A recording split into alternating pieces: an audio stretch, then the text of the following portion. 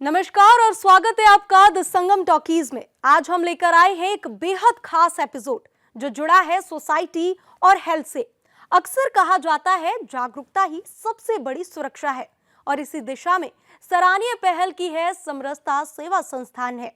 17 सितंबर दिन बुधवार को छत्रपति शाहू जी महाराज शोध एवं प्रशिक्षण संस्थान भागीदारी भवन गोमती नगर लखनऊ उत्तर प्रदेश में संस्थान द्वारा सर्वाइकल कैंसर के प्रति जागरूकता कार्यक्रम आयोजित किया जा रहा है। इतना ही नहीं, कस्तूरबा गांधी आवासीय बालिका विद्यालय की छात्राओं को निःशुल्क सर्वाइकल कैंसर टीकाकरण भी किया जाएगा।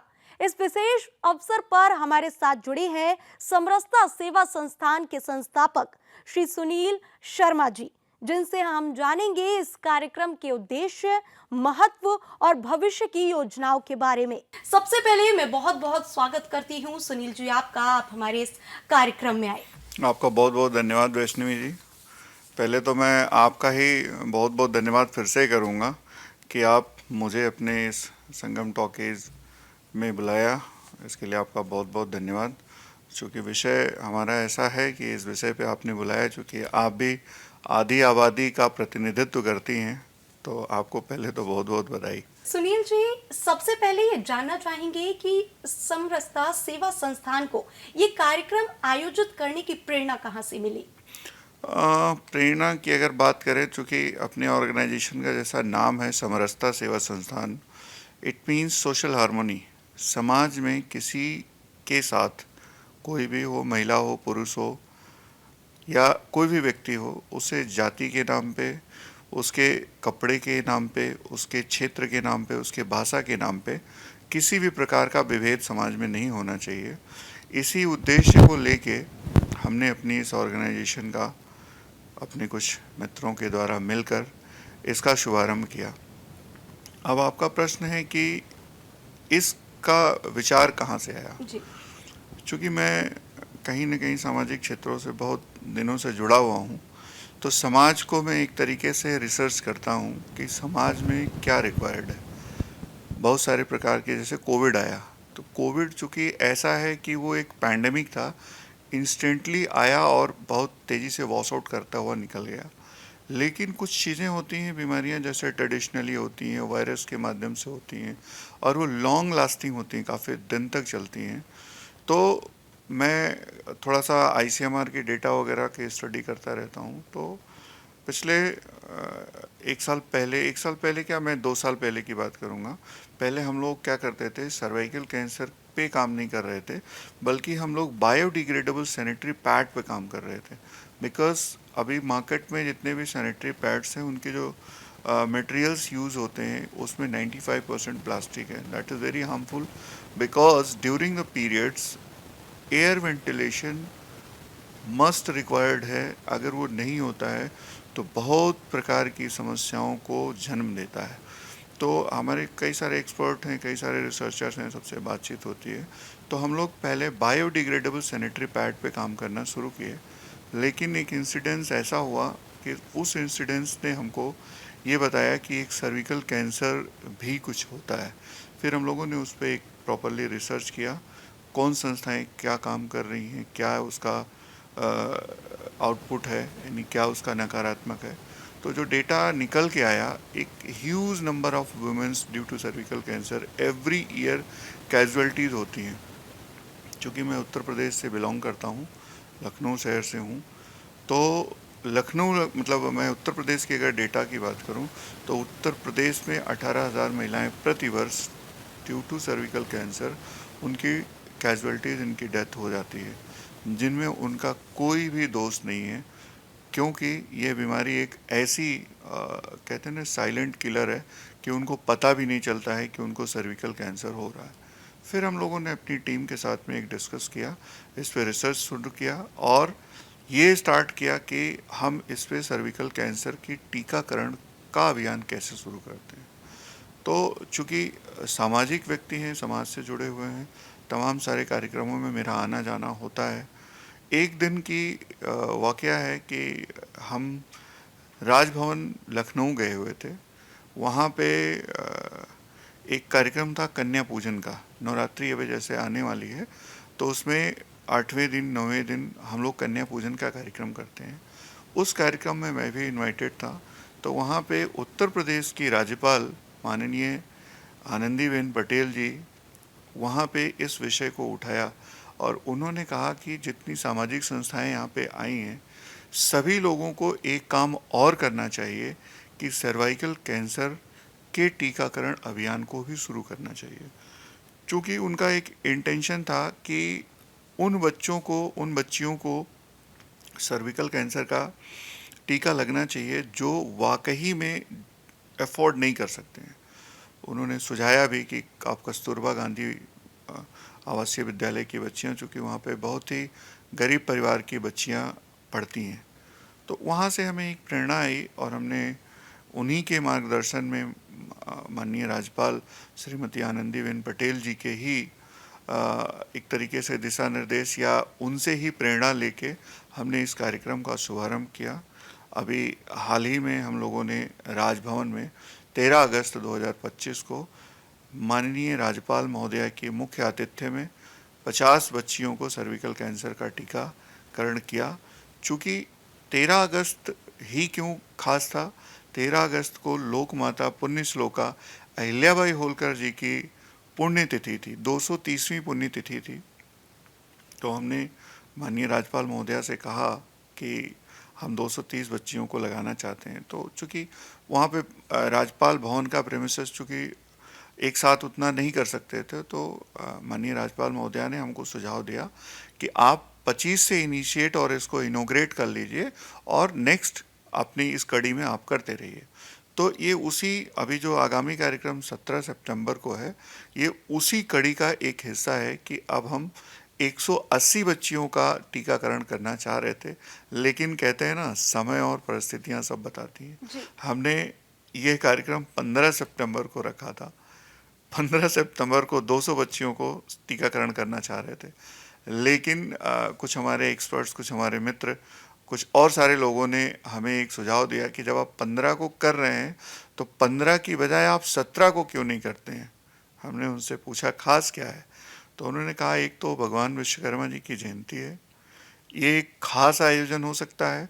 दूसरा, देश के यशस्वी प्रधानमंत्री श्री नरेंद्र मोदी जी का 75वां जन्मदिन है। तो अब 75वें जन्मदिन पे अगर हम करेंगे तो चूँकि प्रधानमंत्री का जुड़ना इससे, ये हमारे लिए सौभाग्य की बात है, क्योंकि प्रधानमंत्री जी ही एक ऐसे व्यक्ति हैं जिन्होंने संसद में एक ऐसा बिल लाया कि महिलाओं की भागीदारी को हम कैसे ज़्यादा से ज़्यादा सुनिश्चित कर सकें।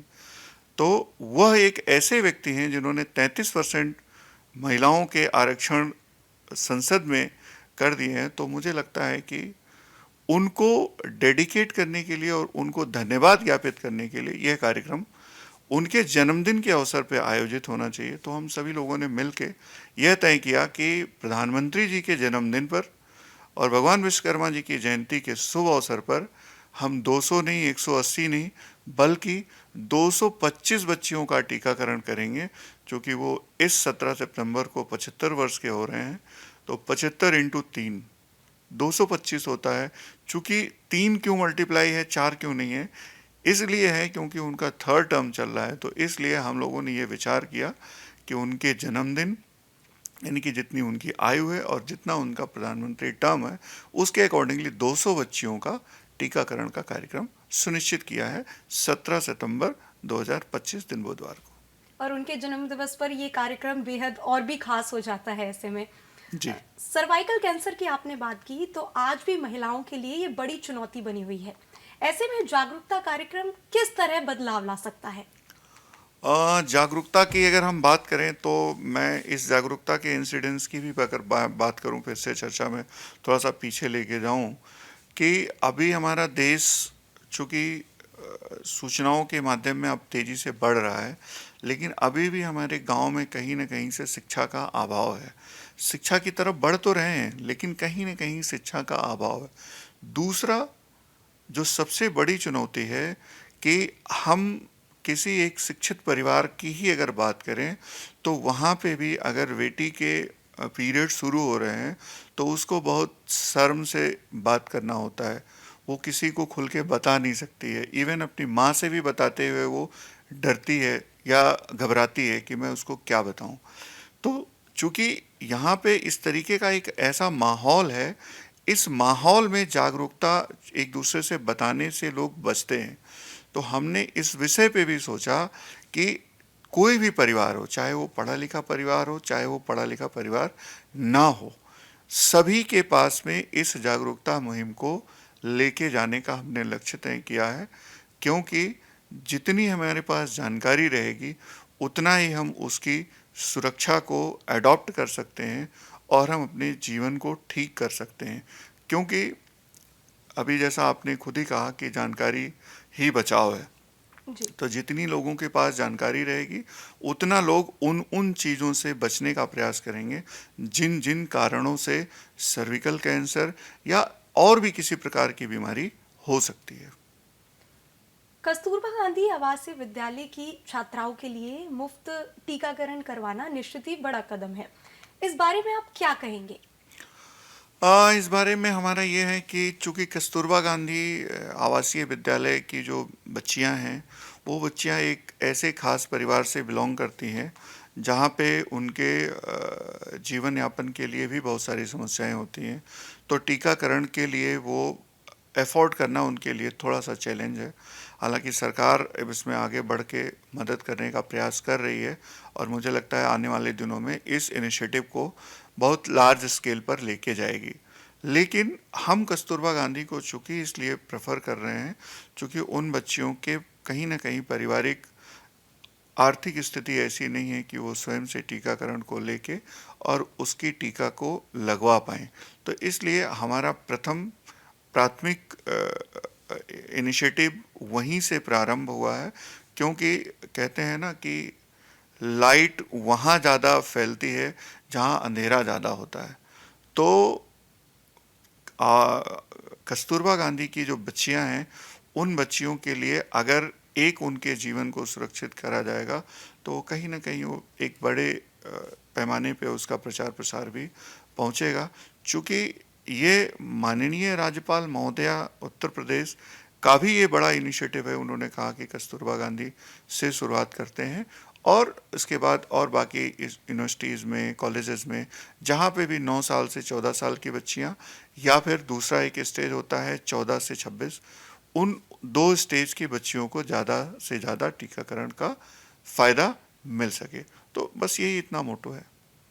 इस कार्यक्रम के लिए आपको भागीदारी भवन लखनऊ उत्तर प्रदेश से किस तरह का सहयोग मिला है? भागीदारी भवन की अगर हम बात करें तो चूँकि ये समाज कल्याण विभाग का एक तरीके से सचिवालय भी है जहाँ पे माननीय मंत्री श्री असीम अरुण साहब बैठते हैं, उनका हमारे इस मुहिम में क्या अगर हम कहें तो समरसता सेवा संस्थान को ही उनके द्वारा बहुत ही विशेष सहयोग मिलता है। कभी भी हम जब भी कोई कार्यक्रम आयोजित करना चाहते हैं, हम उनसे केवल अनुरोध करते हैं और जो भी अवेलेबिलिटी होती है उस अवेलेबिलिटी को एक कदम आगे बढ़ के वो हमको उपलब्ध कराते हैं। इस विषय में भी, इस कार्यक्रम को लेके भी हमारी चर्चा हुई, हमने उनको एक पत्र लिख के दिया, हमें तुरंत सहमति मिल गई है।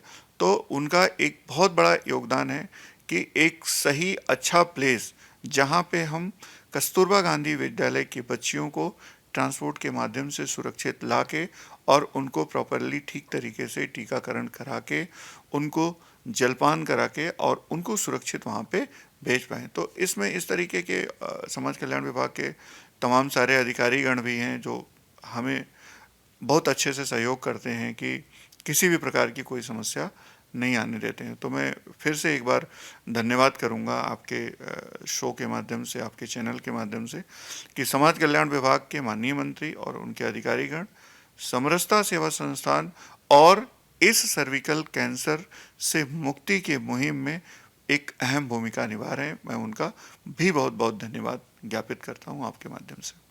महिलाओं को लेकर मैं एक सवाल आपसे करना चाहूंगी कि आज भी ज्यादातर जो है विदेशी सैनिटरी पैड का उपयोग किया जाता है, तो क्या संस्थान आने वाले समय में बायोडिग्रेडेबल पैड्स को लेकर भी कोई योजना बना रहा है? बिल्कुल, हम लोगों ने जब सैनिटरी पैड, चूँकि मैंने आपको अभी पूर्वोक्त में बताया कि जब हमने इस मुहिम का शुभारंभ किया तो वो 8 मार्च 2024 से शुरू किया। पहला कार्यक्रम हमने उसको अंतर्राष्ट्रीय बौद्ध शोध संस्थान लखनऊ से शुरू किया। तो चूंकि हमने शुभारंभ ही बायोडिग्रेडेबल को लेके किया, चूंकि फिर हमने मार्केट में रिसर्च किया कि कौन बायोडिग्रेडेबल और स्वदेशी बना रहा है, क्योंकि अभी जैसे रिसेंट सिनेरियो जो है भारत और अमेरिका की अगर हम बात करें तो जैसे रिश्तों में तनातनी है, तो माननीय प्रधानमंत्री श्री नरेंद्र मोदी जी ने अभी 15 अगस्त को लाल किले की प्राचीर से उन्होंने कहा कि हम अपने जितने स्वदेशी प्रोडक्ट हैं उसको बढ़ावा देने का प्रयास करें। चूँकि बायोडिग्रेडेबल की अगर हम बात करें तो हमारा एक देश ऐसा प्राकृतिक संपदा से संपन्न देश है कि जहाँ पे हमारे पास प्रकृति ने सब कुछ दिया है। तो बायोडिग्रेडेबल सैनिटरी पैड बहुत सारी कंपनियां स्वदेशी हैं जो मार्केट में बना रही हैं। चूँकि उनकी मैन्युफैक्चरिंग कॉस्ट ज़्यादा है तो इसलिए सब तक अवेलेबल नहीं हो पाता है। तो हम लोग इस विषय पे भी प्लान कर रहे हैं कि मार्केट में तमाम सारे लोग हैं जो सहयोगी हो सकते हैं, उनसे हम अनुरोध कर रहे हैं कि कहीं ना कहीं एक ऐसे प्रॉपर प्लांट लगाया जाए जिससे प्रोडक्शन बढ़ाया जाए और प्रोडक्शन कॉस्ट को घटाया जाए, जिससे कि बायोडिग्रेडेबल सैनिटरी पैड का प्रोडक्शन बढ़ाया जाए। इसमें एक और बात मैं जोड़ना चाहूँगा, चूँकि हमारा देश कहते हैं ना कि गाँव का देश है, 70% आबादी गाँव में रहती है। जी। अभी भी हमारे गाँव में बहुत सारी माताएं बहनें हैं जिन तक अभी तक सैनिटरी पैड नहीं पहुंच पाता है।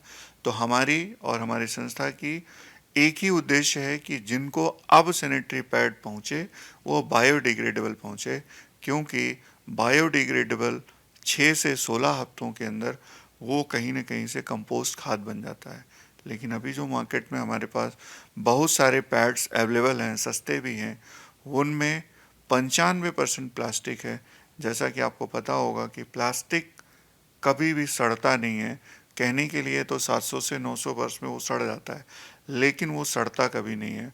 और ये एक बड़ा चैलेंज उभर के आने वाला है, क्योंकि अभी हम राइट नाउ जिस समय में बैठे हुए हैं, एज पर आईसीएमआर डेटा, एक साल में हमारे देश में 1,13,000 टन सैनिटरी पैड जो प्लास्टिक युक्त है, वो प्लास्टिक से बना हुआ है, वो इतना कचरा निकल रहा है। आप सोचो कि अभी हमारे पूरे देश की जो आबादी है, उस आबादी का अगर हम आधा की बात करें तो महिलाएं हैं, यानी कि 140 करोड़। अगर हम 2011 के सेंसस की बात करें तो 70 करोड़ मातृ शक्तियाँ हैं अपने देश में। उन 70 करोड़ में अगर हम 50% देखें तो कुछ बच्चियां ऐसी हैं कि जो लेस देन 12 ईयर हैं, और कुछ माताएं ऐसी हैं जो एवो 50 ईयर्स हैं, जो पीरियड साइकिल में नहीं होती हैं। लेकिन 50% यानी कि 35 करोड़ मातृशक्ति हर मंथ पीरियड्स में होती हैं। तो इतनी ह्यूज नंबर ऑफ पॉपुलेशन है। इस पॉपुलेशन का अगर हम टोटल परसेंटेज निकालें तो हार्डली 20 से 25% मातृशक्तियों को अभी सैनिटरी पैड मिल पा रहा है। और ऐसी स्थिति में 1,13,000 टन वेस्ट निकल रहा है। आप सोचिए कि जब हमारे देश की सभी मातृशक्तियों को सैनिटरी पैड मिलना प्रारंभ हो जाए तो कितना वेस्ट निकलेगा, और वो प्लास्टिक होगा जो कि कई 100 वर्षों तक नहीं सड़ेगा। तो आने वाले दिनों में, जैसे अभी दिल्ली में हम लोग बैठे हैं, तो दिल्ली का एक पहाड़ हुआ करता था, एक नहीं कई सारे पहाड़ कचरे के लगे हुए थे, वो कंपोस्ट नहीं हो पा रहे थे। तो इस तरीके का अगर केवल प्लास्टिक का मटेरियल रहेगा तो बिल्कुल भी कंपोस्ट नहीं हो सकता है। तो हमारी संस्था का उद्देश्य है कि अब जितनी भी मातृशक्तियों को पैड नहीं मिल रहा है, अगर उनको पहला पैड मिले तो वो बायोडिग्रेडेबल मिले, जिससे हम अपने वातावरण को, अपने पर्यावरण को, अपने समाज को साफ, सुरक्षित, अच्छा बना के रख पाएं। सर, मैं निश्चित तौर पर कहना चाहूँगी कि ये कार्य बहुत ही सराहनीय है। मैं जानना चाहूँगी कि आगे आने वाले समय में संस्थान और किन किन सामाजिक अभियानों पर कार्य करने की योजना बना रहा है। अभी तो मुख्य रूप से हमारा यही है, चूँकि कहते हैं कि मातृशक्तियों को अगर हम कहीं ना कहीं से सुदृढ़ कर पाएँ, या उनको शिक्षित कर पाएँ, या उनको एम्पावर्ड कर पाएँ, तो इससे बेहतर और कुछ नहीं हो सकता है। क्यों? क्योंकि एक बच्ची को या एक महिला को अगर आपने शिक्षित किया, या एक महिला को आपने रोजगार दिया, या एक महिला को आपने स्वस्थ बनाया, तो वो एक महिला नहीं है, वो एक पूरा परिवार है। क्योंकि वह एक महिला कई सारे रोल को निभाती है। कभी वो पहले बेटी होती है, फिर वो बहन होती है, फिर वो किसी की पत्नी बनती है, फिर वो माँ बनती है, फिर वो दादी बनती है। मतलब कहने का कि एक महिला के अलग अलग रोल अलग अलग समय में होते हैं। और आपने शायद नोटिस भी किया होगा, और वैष्णवी जी आप स्वयं उस महिला शक्ति का नेतृत्व कर रही हैं, तो जिस घर में महिला स्वस्थ होती है उस घर का वातावरण हमेशा स्वस्थ और अच्छा बना रहता है। क्योंकि महिला के द्वारा ही हमें कहीं ना कहीं हमारा इस तरीके का प्रवेश है कि कहीं हमारी माता हो, कोई बहन हो या पत्नी हो, उन्हीं के माध्यम से हमें भोजन मिलता है। तो जैसी उनकी मनोदशा रहती है, उसी मनोदशा के अकॉर्डिंगली हमें भोजन अच्छा, स्वादिष्ट और एनर्जेटिक मिलता है। तो हम लोगों का यही उद्देश्य है कि हम किसी अगर एक बेटी को या किसी एक महिला को शिक्षित कर पाएँ, स्वस्थ कर पाएँ, या उनको कहीं रोजगार की व्यवस्था कर पाएँ, तो हम एक नहीं एक परिवार को सुदृढ़ कर लेंगे। और यह प्रयास हम लोगों का पूरी टीम के माध्यम से निरंतर चल रहा है कि हम बेटियों को, माताओं को, बहनों को कैसे स्वस्थ, सुरक्षित और शिक्षित तथा रोजगार परक बना पाएँ। आखिर में सर, दर्शकों को आप क्या संदेश देना चाहेंगे, खासकर महिलाओं को और आज के युवाओं को? संदेश मेरा अगर माने आप, तो मैं संदेश यही करूँगा कि मातृ शक्तियों में आज बहुत सारी महिलाएं हैं जो अलग अलग क्षेत्रों में बहुत अग्रणी भूमिका निभा रही हैं। कोई ऐसा क्षेत्र नहीं है जो अछूता हो जहाँ पे महिलाएं अग्रणी भूमिका नहीं निभा रही हैं। तो मैं उन मातृ शक्तियों से, उन बहनों से, उन माताओं से अनुरोध करूँगा कि जिस क्षेत्र में आप हैं, उस क्षेत्र में आपने एक माइलस्टोन हासिल किया है, तो आप केवल और केवल अपने पे ना रह जाएं, आप समाज में अपनी राह को ज़रूर बताएं कि दूसरी भी बेटी गांव में रहने वाली, दूसरी भी माँ कोई गांव में रहने वाली, उस पथ पे चल के वो भी अपने आप को ठीक कर पाए, शिक्षित कर पाए, रोजगार परक हो पाए और स्वस्थ हो पाए। तो मैं उन सभी मातृ शक्तियों से अनुरोध करूँगा कि जो अपने अपने क्षेत्रों में एक मुकाम हासिल कर पाई हैं, वो इस तरह के जागरूकता अभियान का सहभागी बने, जिससे हमें भी आसानी मिले। क्योंकि कभी समाज में क्या होता है कि हम पुरुष हैं और हम इस तरीके की बातें करते हैं, तो लोगों को कभी कभी थोड़ा सा अटपटा भी लगता है।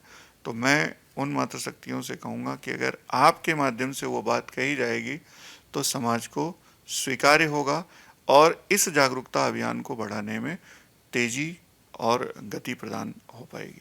धन्यवाद सुनील जी, इतने महत्वपूर्ण विषय पर प्रकाश डालने के लिए मैं बहुत बहुत धन्यवाद करना चाहूंगी आपका। आपका भी बहुत बहुत धन्यवाद।